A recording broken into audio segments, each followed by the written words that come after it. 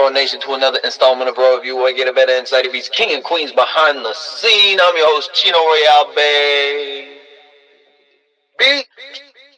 I'm here with, what's your name, sir? Cole Madley. Mr. Cole, man. How you feeling, man? I'm good, brother. How you doing? Man, it's been years, brother. It's been like 20 years, hasn't it? Oh, my God. Feels that way. Since the Sweetwater days, water of sweet. Oh, Oh, God. my God. Yeah, man. I don't know if I miss it. No. No, when'd you leave? Because I left like in 22, I think. I left in 22 as well, December.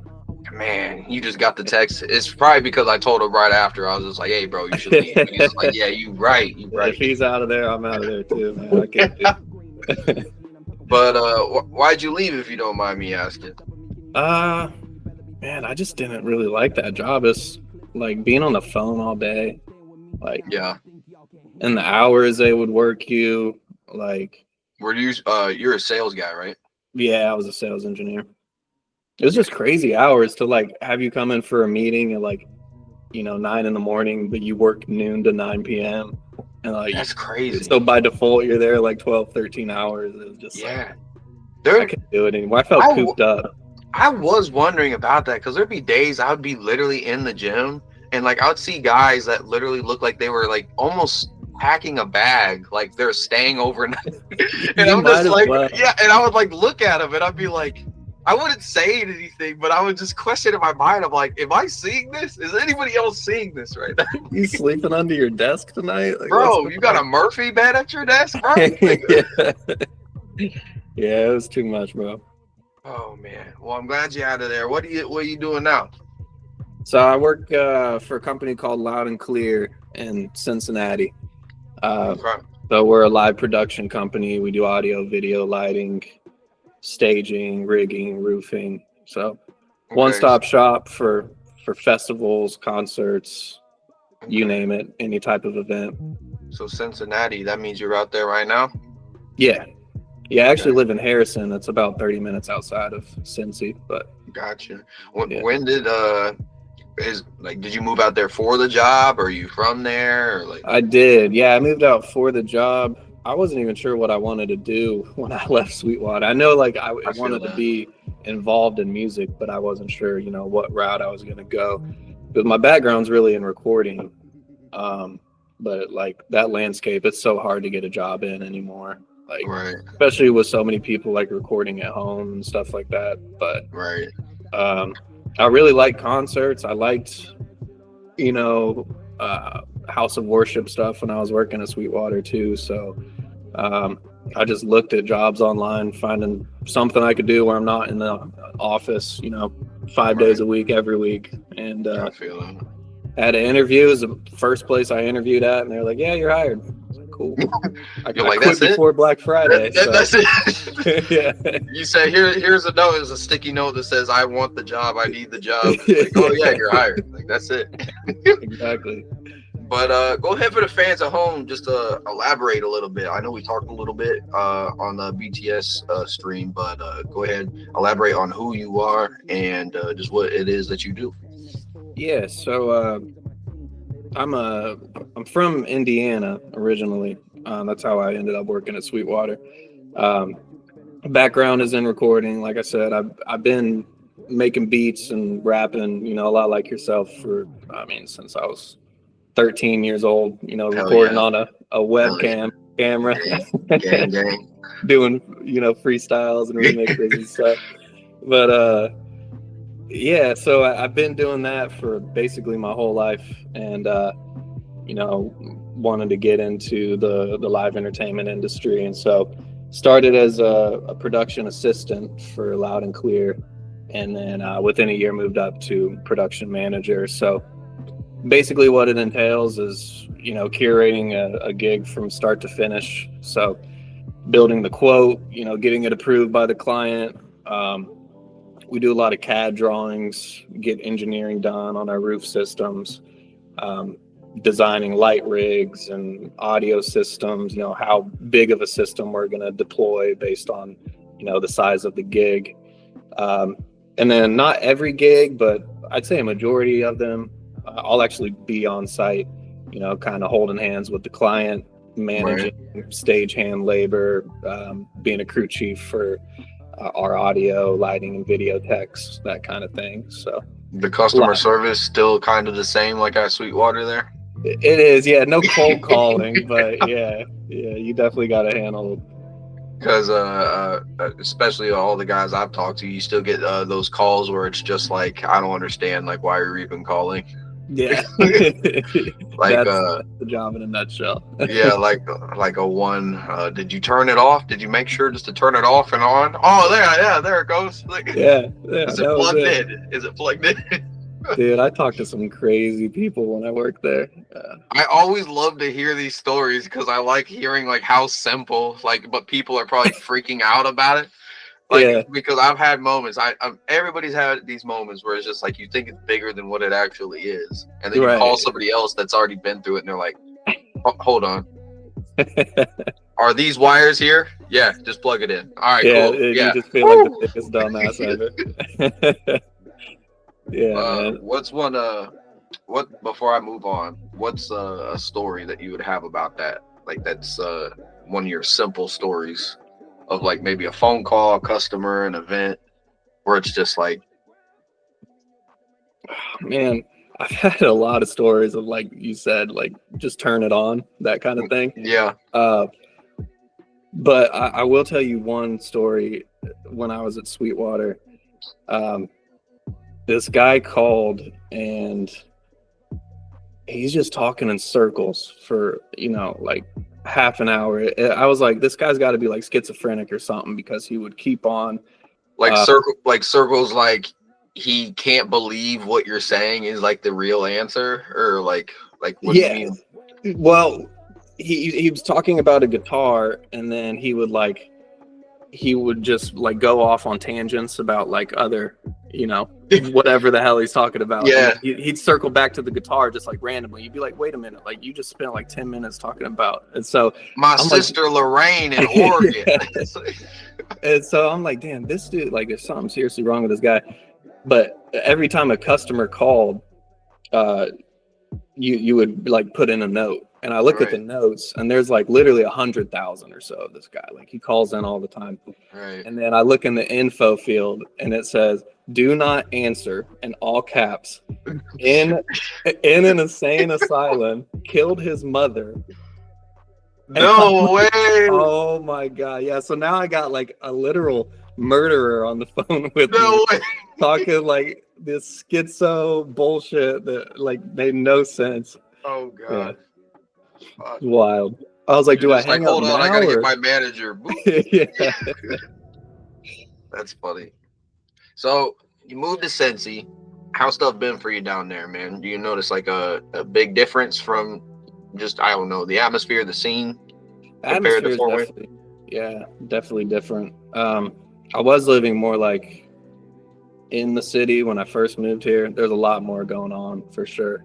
Yeah. Um, it's nice though, because like now that I live in Harrison, it's like a little rural town outside of Cincy, and I travel a lot. So when I come home, I kind of like want to be, Right. away from everybody, away from the hustle and bustle. So if I want to go downtown and, see a show or go to the bars or whatever, it's like a 25-minute drive. So it's not I bad. feel that.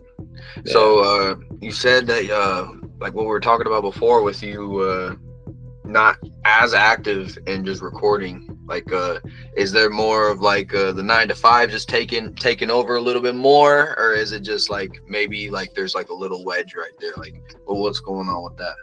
I mean, there's definitely time. Like I'm Come not on, making man. I'm not making Come on, excuses, man. like I could come home and make some beats or whatever. I think like what it really is it just turned, like it ended up being a hobby, and I kind of liked it more because like I found what I really wanted to do with my life, and like I really love my job. And so like I'm fine with it just being like, on the weekends I might make Yeah, a couple beats here and there. It's like I didn't lose my passion for it, but I just like kind of went a different direction. gotcha. And I'm not like pushing or trying to pry about like, oh yeah, like why aren't you pursuing your dream, bro? What's wrong with you, bro? Like, Yeah, no, I get yeah, it. no, like if you're happy where you're at and like you're cool with like the job that you're at, that's beautiful. That's a cool thing. Yeah, But I will also say, brother need beats too. Like I'm just saying, bro. Like, hey, I mean, I'm Dude, always down to work. I mean, yeah, I got a producer. Shout out K, love you, but yeah, we're always down to work with whatever we got. So I if you got ever hundreds slot, in the vault, man. I'll that's send what I'm some your way. saying. Send some. I might do a live show on here with nothing but Cole beats, bro. Shout out Cole. Bro, go ahead. They're not doing me no good sitting in No good. folders on my computer. So Definitely. But so let's talk about what you've done with the music previously. So how far? Because until here recently, I haven't seen the music or like whoever you've like collabed with. So how far has that pushed? like as far as my own music, Yeah. I really, man, I didn't get very far with it at all. I did a lot of work with like local indie rappers and stuff. Okay. I had my own beat website for a while. I was making a little money here and there off like, the little $20 leases. Yeah. Had my YouTube page and everything. I got like a couple albums on Apple Music, but it kind of Okay. stopped. Really stopped like when I was at Sweetwater a little bit before I left.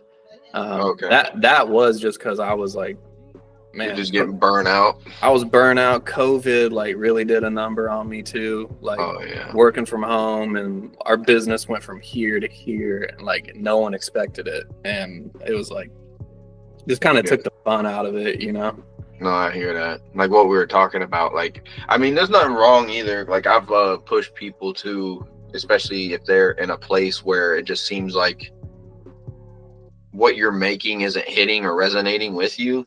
Like I've always pushed people like be like, hey, maybe like even just you taking a break, whether it's off of social media, just living life, go out, like experience life, touch grass, touch grass for touch sure. grass, bro. Like because like something's missing and your brain is trying to tell you you're running on E on something. So figure that out, and you always come back. And you'll find your way back if it really means something to you. Like what we're talking about with even my stuff. Like I came back to my own thoughts about what I've always listened to, what the type of music that I've came up listening to, and you just find your own niche that for a while maybe you're like panicking, like, oh, I need to hurry up and find it. Oh, everybody else has their thing. Yeah. Like got 2 chains over here, got Lou over there with the 3rd chain. My 4th chain, Cheno over here. That's one thing. It was difficult as I got older because I was like looking at all these rappers coming up who are like 18 years old, especially in the SoundCloud age. And I'm like, like I'm 28 now, and I'm like, I can't make shit like that. Like it's either I make beats or I get better at the guitar and start a band. Cause like I just felt like I was like running out of time, Well, since you and me are the same age, so like once our wave kind of passed, and I'm like looking at the way that it is now, I'm like, I completely hear you on that. I'm like, I don't want to feel old or say that I'm old, but it's just like we really with that wave, bro. Yeah, we're not. It's just the number, They see 28, you're like, damn, that's close to 30. And then what's next? I'm cool. I'm cool with the 28, but all I'm saying is that there are just things that like resonate more with generations, like was it Generation Alpha or whatever it is, that doesn't resonate with our generation, and it's the same for X and the baby boomers, and just shit that makes sense to you doesn't make sense to me. So it's just I'll see them out there rapping and singing, but they're not really singing. Like they're doing like a melodic sort of mumble hum, and then people are be like, oh man, that resonated with me. I'm like, bro, like, that was like a growl. Like I think that's what it's just because it's catchy. That's all. Yeah. But that's just me though. That's just me. But so moving forward into the future, man, like what's anything planned with the music, or you're just gonna keep doing what you're doing with the 9 to 5? Yeah, I have no plans with the music. I've been playing a lot of guitar lately, and when I do record, I usually, like, if I want to make one of my own songs, it's really like recording guitar and doing more like acoustic sounding stuff, still using like samples on my computer for the drums and everything. But thought about making a little project, you know, with more like original songs like that, kind of getting away from the rap stuff. So if I do get back into it, that's probably what I'll do. And not for anybody else, but just like for my own sake, I think it'd be cool to make something like that a little bit more raw. So Hell yeah. What type of subgenre would you be getting into, like with the guitar? Like with laid back, heavy? It'd be more laid back, like indie kind of Mac Miller style. Okay. You know, like swimming. Like that's you definitely do look very Mac Miller-esque. Yeah, big inspiration. Yeah, sitting here in my whip, me and my friends just smoking one. R.I.P. Mac, man. Yeah, R.I.P. Mac. I mean, he's still coming out with stuff. I think, like, do you think like they got a lot of stuff still in the vault for him, or do you think that they unloaded the clip? I don't know. The last little mixtape they released was like recorded like 10 years ago or something like that. So I guess they still got stuff they could pull from. Man, I definitely appreciate you for giving me some time. I know you're a busy guy, but just want to go ahead and say I appreciate you, and you know, hope to see you on the show again, man. I do a follow-up segment called the check-in, and I'd love to have you back on that, man. See how you're doing. No, for sure, bro. I appreciate you. It's a blessing to be asked to be interviewed, you know. It's, I know. As soon as I text you, I remember the text, like, are you sure? Like, sure you want to interview me? I guess I got some interesting shit to say. I don't know. You're like, I got a job, I got a house, I guess I can talk about shit. Like, that's but nah, man, just like checking on people, you know, people from the past or people that I've been in contact or just had a conversation with. It's nice just to see how they're doing, man. So glad you're doing great. Keep doing what you're doing. And only got one question before you get up on out of here, bro. Yeah, for sure. And that is, it's a future question. So where do you see all this stuff going for you in the next couple of years? What's the overall end game of Mr. Cole? I would say, so we just got acquired by a company called Concert Stuff Group. So it's basically a conglomerate of a bunch of different companies that do things like us. So whether it's production, video, there's a flooring company, mobile stages. So it's like 13 or 14 companies. I should probably know that, but a big group of companies. And, you know, we're trying to get to the point where we have enough resources from all these companies combined that we don't have to turn down gigs, you know, because the biggest three things are, you know, time. Do you have the time to do the gig? Do you have the people? Do you have the gear? And I think moving forward, I want to be able to take on more responsibility, take on more gigs. And I want to do the big shit, man. I want to do the Super Bowl. Like I want to do, you know, that kind of stuff. So that's my goal. I just want to keep on moving forward and taking on big gigs. Hell yeah. Like what have you been doing now? Have they been, I know you talked about you've been, you know, bouncing around the country a little bit, but are they more like regional? Like is it more Midwest oriented? There's a lot of Midwest, but just in this past year, we've definitely expanded more. Like we did the roof systems for Warped Tour in LA. Okay. I did a corporate gig in LA this year. I'm flying there next week to do an on-site for a cruise ship. So I'm definitely seeing it expanding like very rapidly. So I'm hoping, you know, putting all the brain power, all the resources together with these companies that we have, we'll start doing some really big stuff. So it's exciting. Love that for you, man. Keep doing what you're doing, bro. Yes, sir. For sure. Well, you too, bro. But yeah, go ahead for the fans at home. Just shout out any place we can find you, especially the company. If anybody in the chat is looking for anything that they need to get done, audio wise or flooring wise, even apparently the guy's a Tyler, apparently. But anything you need. Shout out any place we can find you. It will be down in the description below, but shout out any place we can find you, sir. Yeah, for sure. Loudandclear.com. If you want to see the other companies that we have as well, concertstuffgroup.com. So check it out, man. Hit me up. Hell yeah. Well, like I said again, man, appreciate you and keep staying royal out there, all right? Likewise. Appreciate you, bro. Thank you. Peace.